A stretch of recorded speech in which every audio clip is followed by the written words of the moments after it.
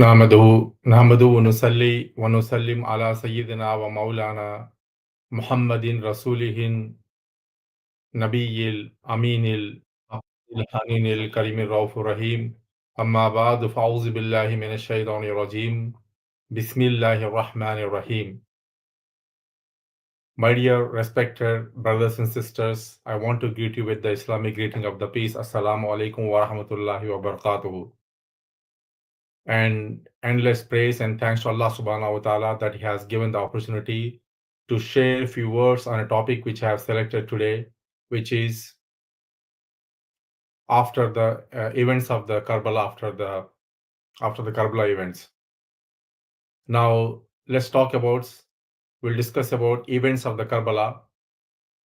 After the Karbala incident, what happened? Inshallah ta'ala, we'll go through this one.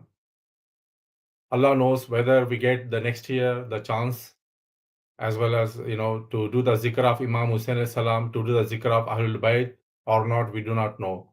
So it is a great opportunity to us to participate in the zikr of Imam Hussein alayhi salam, zikr of Ahlul Bayt. Last time we have discussed about that how Ahlul Bayt deceitfully called the Karbala and they martyred there, and the cruelty and as well as the oppression Yazid's done on the Ahlul Bayt. We have discussed that. Inshallah ta'ala, we will discuss about after the events. The family of the Ahlul Bayt and as well as the caravan of Imam Hussein alayhi salam was kept thirsty for at least, you can say, 3 days, and then no food and no single drop of the water was given to them. The wretched afflicted Yazids even did not show any mercy, whether the small person, even big person, or maybe even the toddlers also. They broke the mountains of the cruelty as well as oppression on the everyone. And these kind of layers of oppression were piled upon the Ahlul Bayt. And Yazid knows and understand the consequence with the fighting of Imam Hussein alayhi salam. Although for the the muhabba of this dunya, for the love of this dunya, they destroy the akhirah and they destroy the life of this world as well as hereafter. They are very careless about the afterlife, and without any concerns, they express the enmity with the Ahlul Bayt, and they broke the mountains of the cruelty and as well as oppression on the Ahlul Bayt. And you will not find in the history, there is no reference such cruelty as well as atrocity in the history of the Islam. Even though the non-Muslims, when they read the events of the Karbala, they will say when they come to know the status and as well as the status of the Imam Hussein alayhi salam, and when they read the story of the Yazids, how they oppress the Ahlul Bayt, even the non-Muslims are amazed, even though when they see the barbarity and as well as cruelty after looking all these things, even though they are amazed. Now, before continuing the topic, I just want to highlight to you some of the virtues of Imam Hussein alayhi salam as well as Hassan alayhi salam. Inshallah ta'ala, after giving few hadiths, after mentioning few hadiths, inshallah ta'ala, I will go through the events of after the Karbala. And Abdullah bin Masud radiallahu ta'ala, he says, Qala Rasulullah sallallahu alaihi wasallam, Ra'ayta Rasulullah sallallahu alaihi wasallam, أخذ بيدي الحسن والحسين ويقولي هذاني أبنائي. So Prophet sallallahu alaihi wasallam, he hold the hands of Imam Hassan alayhi salam as well as Hussein alayhi salam, and he mentioned that these are my sons. Subhanallah. So look at the Prophet, he himself is saying that these two sons are these two, Imam Hassan as well as Imam Hussein alayhi salam, are the sons of mine. So then look at what is the status and what kind of reward will be granted to these two these two imams. And after that, Prophet ﷺ mentioned, according to another hadith, Hazrat Ummul Mu'min, Hazrat Aisha Salama radiallahu ta'ala, she says, once Prophet ﷺ and hold the, he called Hazrat Fatima radiallahu ta'ala and as well as Imam Hassan and as well as Imam Hussein salam and as well as Ali radiallahu ta'ala. So he called all these people, then he put into one blanket and he mentioned, these are Ahlul Bayt. These are my Ahlul Bayt. These are the one whom I love. If you look into the Holy Quran, Allah subhanahu wa ta'ala is also mentioned the status of these people in the Holy Quran, Surah Al-Ahzab, verse number 33. Allah subhanahu wa ta'ala says, إِنَّمَا يُرِيدُ اللَّهُ لِيُذْهِبَ عَنْكُمُ الرِّجْسَ أَهْلَ الْبَيْتِ وَيُطَهِّرَكُمْ تَطْهِيرًا. So Allah subhanahu wa ta'ala says that indeed Allah only desires to keep all the forms and the causes of impurity away from these Ahlul Bayt. O members of the family, O members of the Prophet's family, purify you and through the purifying. So Allah subhanahu wa ta'ala made them purify. He purified all of the members of the Ahlul Bayt. So if tomorrow if someone says that this Karbala incident or maybe this event happened with the because of the Imam Hussein alayhi salam, nauzubillah, that means he is pinpointing, he is saying that this verse is wrong. So we need to be very careful when we talk about the status of Imam Hussein alayhi salam. And not only that thing, according to the one of the hadiths, Hazrat Ali radiallahu ta'ala, he narrated that whoever wants to wish to see the Prophet sallallahu alaihi wasallam after once Prophet sallallahu alaihi wasallam left this world, if someone wants to see the Prophet, they used to come to the house of Ali radiallahu ta'ala anhu. And if they wants to see the Prophet sallallahu alaihi wasallam from the neck to his face, then they used to see the face of Imam Hassan alayhi salam. And if someone wants to see the Prophet sallallahu alaihi wasallam from the neck to the ankles, then they used to see the face of Imam Hussein alayhi salam. Because these two people are, you can say that, resemblance of the Prophet sallallahu alaihi wasallam. So Allah subhanahu wa ta'ala has given the great maqam, great status to these pious people. And according to one of the hadith, Prophet sallallahu alaihi wasallam mentioned, Hazrat Abu Sa'id Khudri radiallahu ta'ala anhu, and Prophet sallallahu alaihi wasallam mentioned that Imam Hassan and as well as Imam Hussein alayhi salam are the leaders of the youth in the Jannah. So look at here, the people, Prophet sallallahu alaihi wasallam declaring that Imam Hassan and as well as Imam Hussein alayhi salam are the leaders of the Jannah. Then think about it, the people who create a problem, who put the oppression upon the Ahlul Bayt, then think about it, what kind of punishment Allah subhanahu wa ta'ala is going to give it to them. Now let's talk about the event of after the events of the Karbala. As soon as this Karbala incident happened, Hazrat Anas radiallahu ta'ala, he narrates that I went to sleep in Madinah Munawwara with the intention of taking some rest. So he was in the Madinatul Munawwara and he took some rest and he got a dream. In the dream, the Prophet sallallahu alaihi wasallam came and it was around the Zuhur time. So Hazrat Anas radiallahu ta'ala, he says that I saw the Prophet sallallahu alaihi wasallam in the dream and I was shocked to see the status of the Prophet sallallahu alaihi wasallam. And what he says that he saw in the dream the hair of the master is untidy and it was in the different shape, and that the dust exists on the blessed cloths of the Rasulullah sallallahu alaihi wasallam, and Prophet sallallahu alaihi wasallam holding a bottle which contained the blood. Then Anas radiallahu ta'ala says in the dream, "O my Prophet, my parents sacrifice upon you, Ya Rasulullah. There is a dust in your hair. There is a dust on your clothes. There is a mud, and your condition is beyond my tolerance.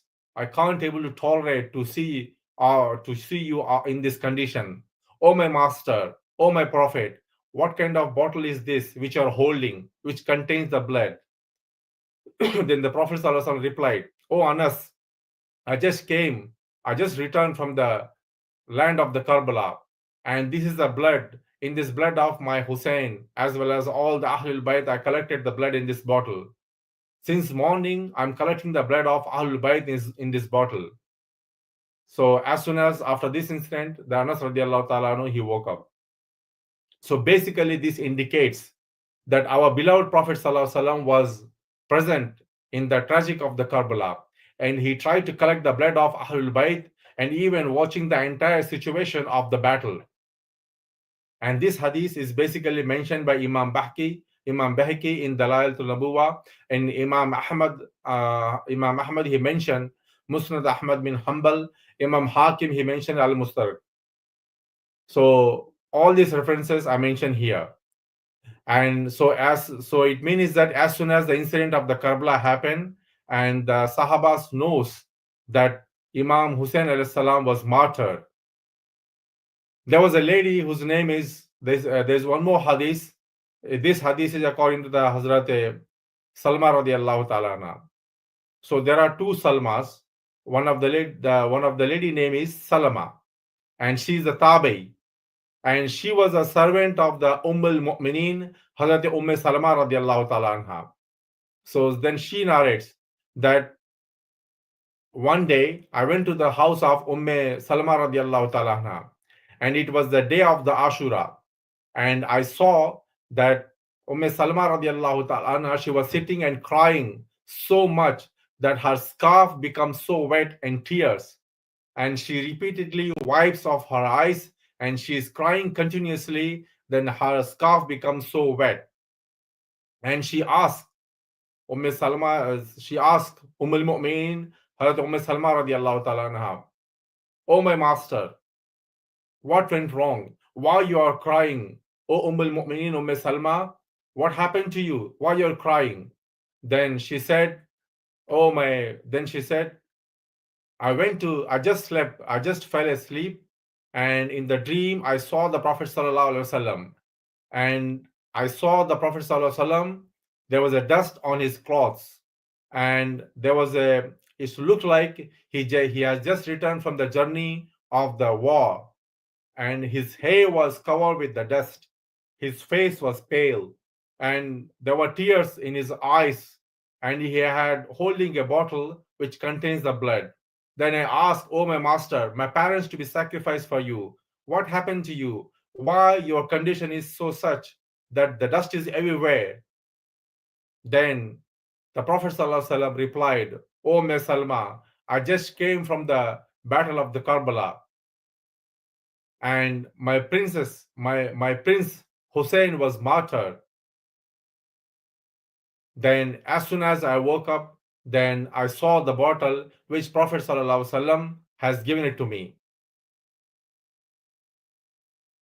Then as soon as, if you look into, there is another hadith,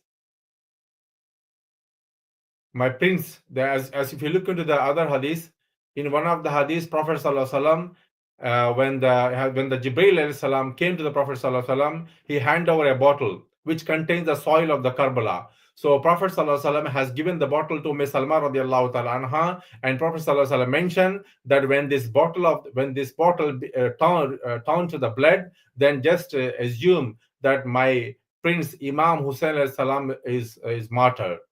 So I remember that hadith, I remember that incident. So after this event of the dream, then I immediately wake up, then I want to see the bottle. So as soon as I saw the bottle of the soil is turned into the blood. Then I assume, then I come to know with the dream of the Prophet sallallahu alaihi wasallam, and as well as this incident, I come to know that Imam Hussein alayhi salam has been martyred. After this one, so this indicates that Prophet ﷺ was physically present in the land of the Karbala when this incident happened. Even the Khatun-e-Jannat, Sayyida Fatimatu Zahra radiallahu ta'ala anha, and Mawla Ali radiallahu ta'ala anhu, they're all present in the event of the Karbala. Now people ask the question, if they were present, then why they didn't help? If Prophet ﷺ, why he didn't help? Even the Ali radiallahu ta'ala, why they didn't help to his prince, his son, Imam Hussein alayhi salam, in the event of the Karbala?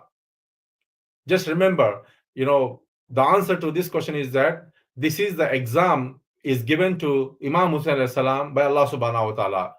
So Imam Hussein alayhi salam knows the event, this kind of exam, this kind of battle is going to come to me, and I'll be martyred in the Karbala.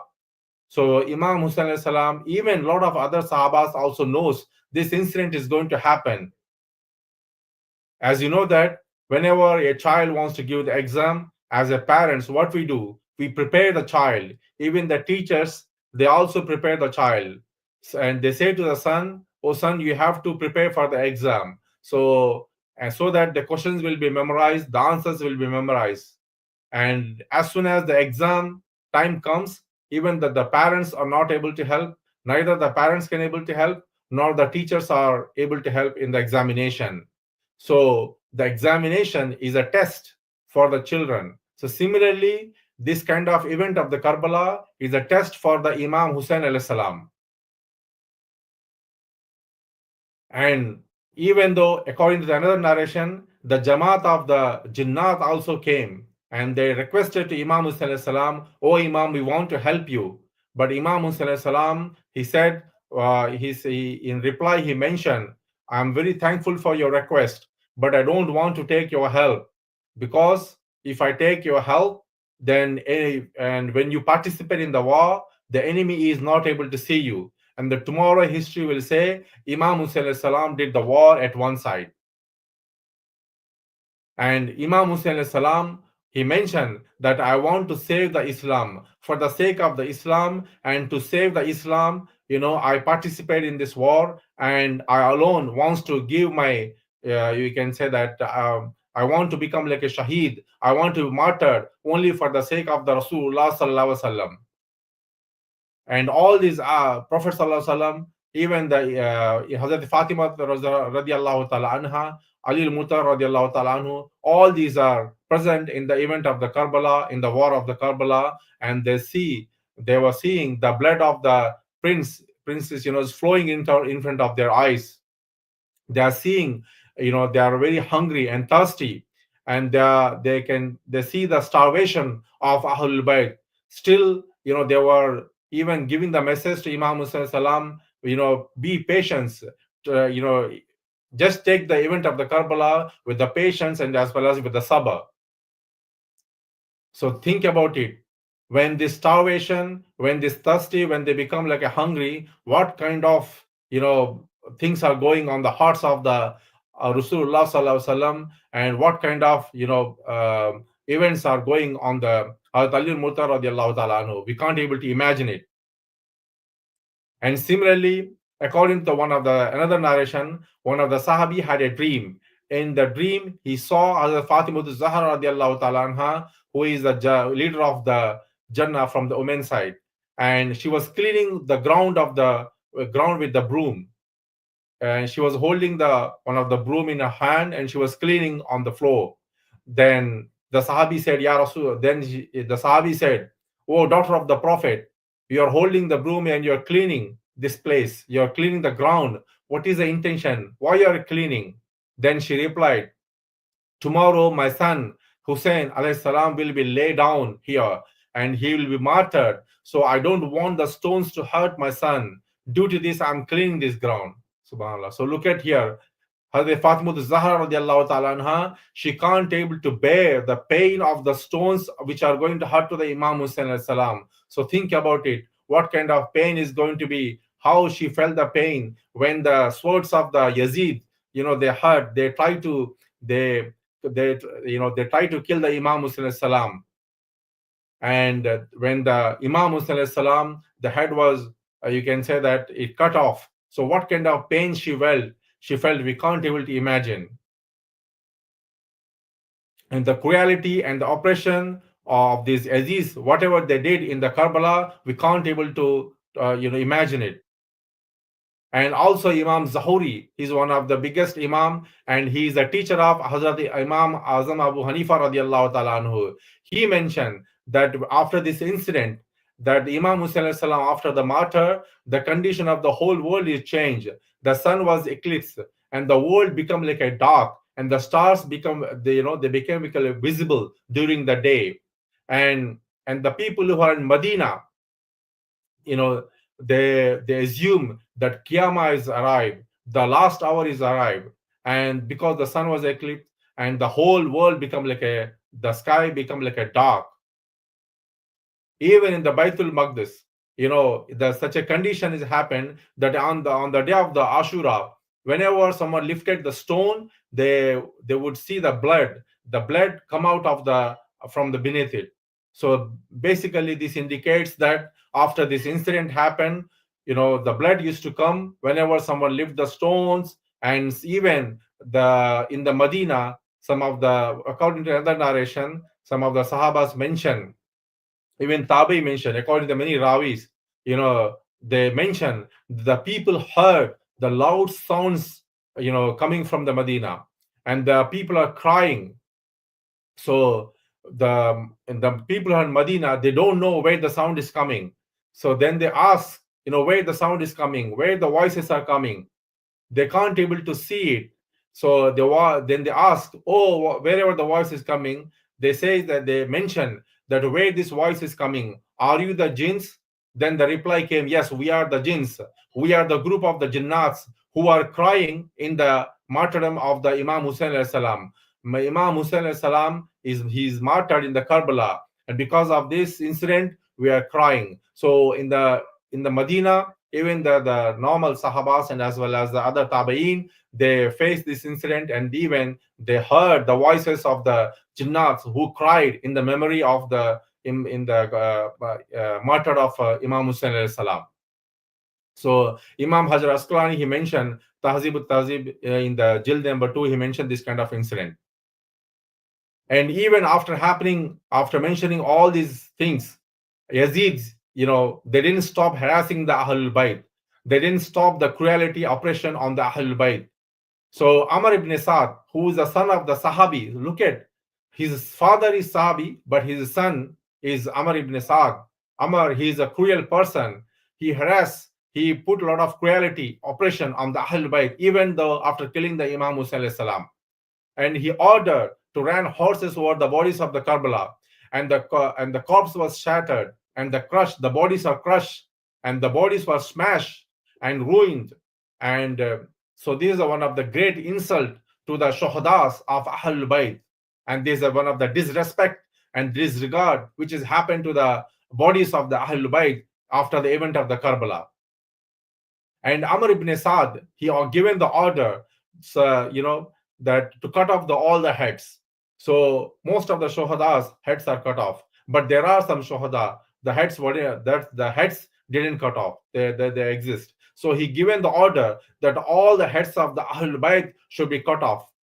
So any devotee of the Hussein alayhi salam, any follower of the Hussein alayhi salam, any lover of Hussein alayhi salam, if he participated in the war and if he martyred, then he has given the order to cut his head. And also Amr ibn Sa'd given the order to cut all the heads of the Ahlul Bayt. And after that, Amr ibn Sa'd given the order to loot the caravans, the Ahlul Bayt. So as soon as order came, a lot of people, the rich and the awful people, the Yazids, they came into the tents of the Ahlul Bayt, and they participated in this heinous act. And one person, his is one of the person, like a lot of Aziz, they participated. Shimr ibn Zoshan, Shimr ibn Zil Zoshan, he was one of the big enemy of the Ahlul Bayt. He is the biggest enemy. He participated in this heinous act, and he came to the tents of the Ahlul Bayt, and they tried to loot. They tried to steal the things from the Ahlul Bayt, and he actively participated in every incident to give the trouble to the Ahlul Bayt. So if the women of the Ahlul Bayt, they want to they want to be behind the curtains, and because they used to practice the modesty and they used to cover the face, they used to cover from the non-mahram. They want to cover the privacy. This basically shows the dignity of the woman. But these yadis and these people, they enter into the tents and they try to loot. They try to take all the gold and as well as silver from the Ahlul Bayt, and even they try to put the fire of the tents. And as soon as they started the fire, the tents, the women of the Ahlul Bayt, the wives of the Imam Hussein alayhi salam, and even other people, even other women, they used to come from one tent to another tent, from one other tent to another tent, like they used to come. But even though these rich people, they would arrive, and whichever the tent they see, they used to set fire that specific tents. So inshallah ta'ala, this incident, inshallah ta'ala, we'll discuss after the maybe next week, because the events of the Karbala, after the events of the Karbala is a long list is there. Inshallah ta'ala, we will discuss about, one of the Yazid, he took some of the, you can say that he pulled the earrings of the Sakina radiallahu ta'ala anha. Then then after that, the blood came from the ears of the Sakina radiallahu ta'ala anha. So this kind of incident happened, inshallah ta'ala, we will discuss after the maybe next week. Wa akhiru dawana alhamdulillahi rabbil alameen.